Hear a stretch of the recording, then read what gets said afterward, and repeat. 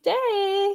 I hopped on here a few minutes early today, and I'm going to set that as my intention for 2022 is to be more timely, and I commit to being on time, which is a little bit of a challenge for me. I'm not going to lie. So, we're doing something fun today, and I just wanted to talk to you a little bit about some things that my family does and get you thinking about intentions for 2022 and tracking those and that sort of thing. So, if you don't know me, I'm Erica Hoke. I am an infertility mentor and empowerment coach. And the reason that we're talking about this is not because, and I want to say this because I need to hear it too.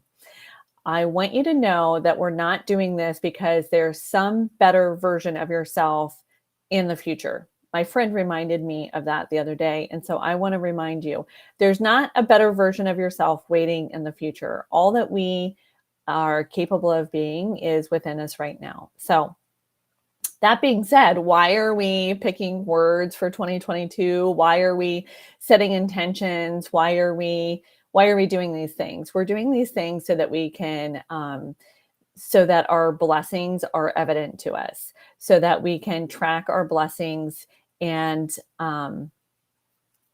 also so that we can live intentional lives, right? So one of the things my family and I have done as a tradition for many, many years now is we have the big, traditionally white paper flying lanterns, and there's six of us, so we usually only do three or maybe four. It just depends on how many we have. Sometimes we pair up, and we'll write our names on the outside of them, and we'll write our intention or our word of the year. We'll write a little message on those, and then we send those up and watch them float away at midnight or close to it, because sometimes the kids still don't stay up till midnight, and sometimes, let's be real, we don't stay up till midnight. So we watch them float away, and it just gives you a feeling of hope and optimism. So, what are some of the things you can certainly do those flying lanterns, but tonight is the night, right? So, if you don't have those available, what are some other things that you can do to track your intentions in the coming year and to maybe even have like a little ceremony tonight, right? Or a little, a little thing, a little starting point, a little jumping off point. So, what are the things? So, I also have these flying wish papers, and it's actually not open. So see, I've had this in a drawer, and I was like, oh, I was going to give them as a gift, and then I didn't. And I thought these are really cute. It's a really cute way. Now, if you're not the praying kind, they have flying wish papers also that don't have the word prayer on them. But the intention is, and certainly you can just get a plain piece of paper, right? It's fine. These are thin, like tissue paper. So when you light them, I've seen they tend to stay aloft a little bit, and then they disintegrate faster than, say, like a piece of paper. They actually, because of the thinness of them, they float up in the air. But um, if you're thinking to yourself, well, what difference does that make? Like, what is what is the purpose of writing the word on the paper and then burning it? And is that even like really weird? Okay, so I would say to you, it's only really weird if you make it really weird. Okay, so we write on paper, we transfer our thoughts. Everything in the world starts as a thought in our mind and then becomes concrete in the real world as we take action on it. But it starts as an idea in our mind first.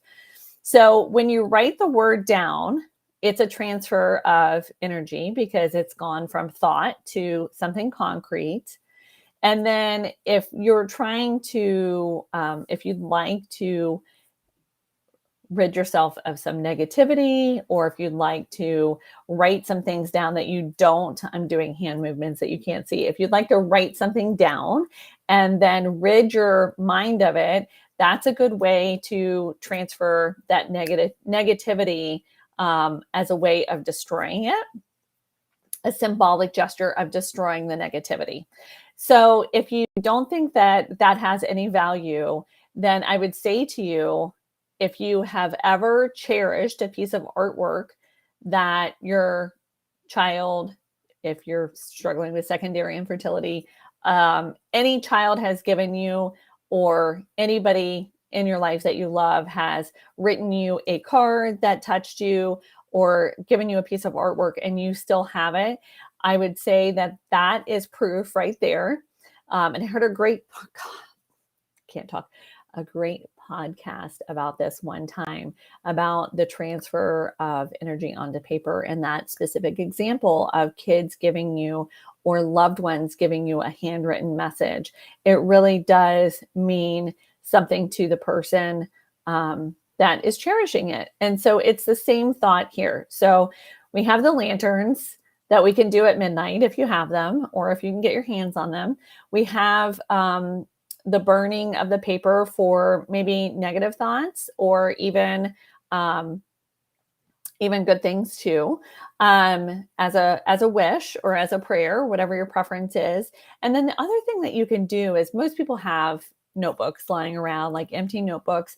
Start a notebook for 2022 and start a an affirmation page or a prayer page, whatever your preference is, and start tracking the things, the good things that happen in your life. That's another fun and easy way for you to see progress in your life. And as you say these prayers, or as you say these affirmations to yourself and you start noticing changes, it's a really nice way to track it. So just get a notebook and dedicate that notebook to doing those things going forward. So thank you for being here. I am here Monday, Wednesday, and Friday at noon, and I will see you in 2022 at the same time. If you're watching on YouTube and you like this content, go ahead and hit that like and subscribe. If you are watching on Facebook and want to get notified, head on over to YouTube and follow me on my channel. Health and blessings to you in the new year, and always